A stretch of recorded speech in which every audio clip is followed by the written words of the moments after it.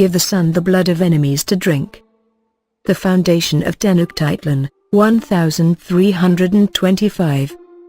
In 1325, a band of Central American refugee warriors, known as the Aztecs, saw a sign their patron god Huitzilopochtli had long ago prophesied, an eagle perched on a cactus, marking the spot they had been told to settle. Before long, they had built a temple that became the nucleus of their capital, Tenochtitlan. Within 2 centuries, the city was the center of the most predominant empire in the history of Mesoamerica, a large region that shared a pre-Columbian culture and extended from modern-day central Mexico southward to Belize, Guatemala, El Salvador, Honduras, Nicaragua, and northern Costa Rica. This progress was paralleled by the growth at much the same time of Cusco, the capital of the Incas, an Andean people of humble beginnings, who in just a few decades created the largest state South America had yet seen. Aztec foundations. The Aztecs may have begun their wanderings in northern Mexico around 1200. For the next 100 years they eked out a miserable existence as mercenaries or barely tolerated squatters, their plight not aided by their reputation as cruel warriors. Frequently, they had to flee after committing violent acts, at times involving human sacrifice. Indeed, their flight to Tenochtitlan was prompted by one such incident. The Aztecs had asked their host, the Lord of Culhuacan, whether he would give his daughter as a bride for their chief. He agreed, believing she would be greatly honored as queen. However, to his horror they killed and flayed her as a sacrifice to their deity Xipe-Totec. Driven out by the Lord and his soldiers, the Aztecs fled southward toward the future site of Tenochtitlan. Although the soil around Lake Texcoco, on which the island of Tenochtitlan was situated, was marshy and there was very little timber available, the capital was easily defensible and the Aztecs used it to consolidate their position. Initially shielded by a treaty with the Tepanec ruler Tezozomoc, who dominated the Valley of Mexico from 1371 to 1426, the Aztecs went on to form a triple alliance with the cities of Texcoco and Tlacopan in 1428, a union that kick-started a period of imperial expansion. Aztec expansion. In the early days, Aztec society had little formal hierarchy. It was based around communities, calpulli, that owned land in common and whose chiefs, together with priests, ruled on important decisions. In 1376, the Aztecs chose for the first time an overall leader, Tlatoani, who came to serve as war leader, judge, and administrator for the burgeoning empire. Under Itzcoatl, 1427–40, Moctezuma I, 1440–69, Axayacatl, 1469–81, and Ahuitzotl, 1486–1503, Aztec armies subdued their neighbors in the Valley of Mexico and then spread outward, reaching Oaxaca, Veracruz, and to the edges of land controlled by the Mayan people in the east of modern-day Mexico and Guatemala. As the Aztec Empire expanded, society was transformed. A warrior elite emerged, while at the bottom of society bondsmen, Mayaks, who owned no land, were bound by labor service to their lords. The militaristic nature of Aztec society was accentuated by an education system in which all males received military training, in separate schools for nobles and commoners. This reinforced the warrior ethos and gave the Aztecs an incalculable advantage over neighboring tribes in Mexico. The imperial system. Tenochtitlan was adorned by many temples to the gods of the Aztec pantheon. Each god had their own temple, with the Templo Mayor having twin shrines dedicated to Huitzilopochtli and Tlaloc, the rain god.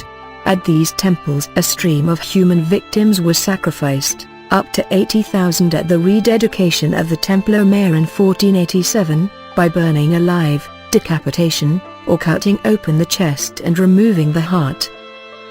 Many of the Aztec battles were flower wars, ritual affairs in which opponents were captured, rather than killed, and sacrificed to placate the Aztec gods, who were believed to need blood to sustain them and keep the sun moving across the sky. Tenochtitlan also exacted tribute from its subjects. Although there was very little in the way of an organized government bureaucracy, there were tax collectors, who crisscrossed the 38 provinces of the Aztec Empire and levied tribute, which included 7,000 tons of maize, 4,000 tons of beans, and hundreds of thousands of cotton blankets. Each year, the empire depended on this tribute to reward the nobility and the warriors, who ensured that the towns subjugated by the Aztecs remained submissive, little mercy being shown to those who revolted. While the Aztecs provided some security to their subjects, they gave little else. At Tenochtitlan, artificial islands, chinampas, were created at great expense to expand the land available to produce food, but no such works were carried out for the subject cities. Defeated states did not provide troops for the Aztec army, and so did not share in the spoils of future victory, and little effort was made to propagate the Aztec language.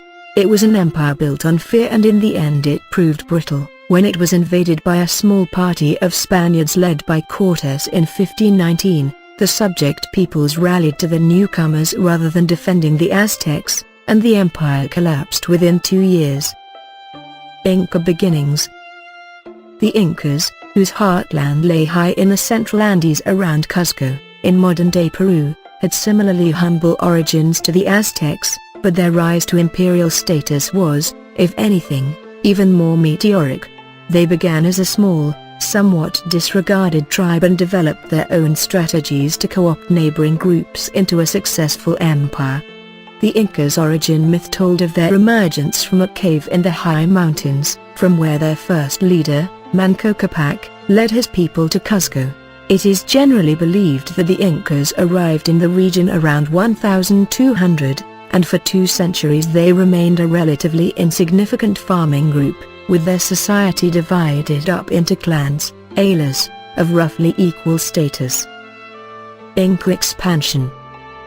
The Incas began to make their mark as a major power around 1438, when the neighboring Chonca people attempted to push the Incas out of the Cuzco Valley. By this time, the Incas had a supreme leader, the Sapo Inca, and although the incumbent Viracocha was unequal to the task, his son Pachacuti defeated the invaders, and then led Inca armies to conquer the rest of the Cuzco Valley and the southern highlands around Lake Titicaca. Under Pachacuti's son Tapu Inca Yupanqui and grandson Huayna Capac, the Incas overcame Chimo, the largest coastal state, in about 1470. They then absorbed the rest of the northern highlands and extended to parts of modern-day Ecuador and Colombia and south to the deserts north of Chile. Unlike the Aztecs, the Incas recruited troops from among the conquered peoples, placed under the command of Inca officers, thus providing them with the lure of plunder in return for their loyalty. Inca communication. The empire of the Incas was highly centralized. Censuses recorded the number of peasants, who all owed labor service, mitad, to the Sapo Inca. This level of organization enabled the construction of public works on a vast scale.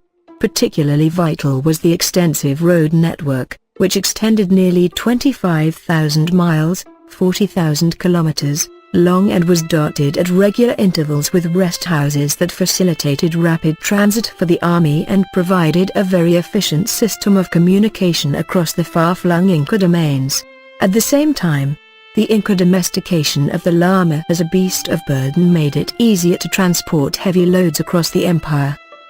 Unlike the Aztecs, the Incas actively sought to spread their own language, Quechua, and system of religious beliefs, which was initially based around the worship of Inti, the sun god, but which came to feature prominently Viracocha, a supreme creation god and therefore considered a more suitable deity for a conquering power.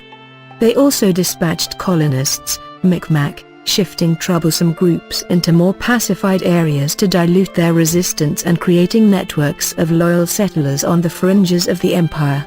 Although definitive population statistics are not known, by the early 16th century the Inca Empire, which the Incas called Tointizan, the realm of 4 quarters, consisted of about 4–6 million people in total, operating to the advantage of the Inca minority and their subjects.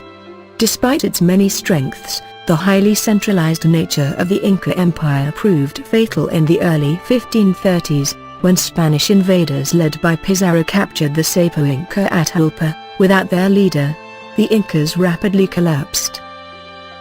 The new colonizers. The Aztecs and the Incas built the first true empires in their regions of the Americas. They were able to do so by creating food surpluses through irrigation projects, thus releasing a large proportion of their population to fight in the armies that conducted their campaigns of expansion. They also reorganized the traditional tribal structure to favor a warrior and noble elite. In both cases, the momentum of conquest demanded further wars to reward the warrior caste or to provide an incentive for newly conquered peoples to remain loyal and thus to gain the rewards of participation in new campaigns. Neither the Aztecs nor the Incas survived long enough to govern after their expansion slowed down. Had they done so, they might have developed strategies to bring long-term stability to their empires, or might have declined to the status of competing city-states fighting to control limited resources.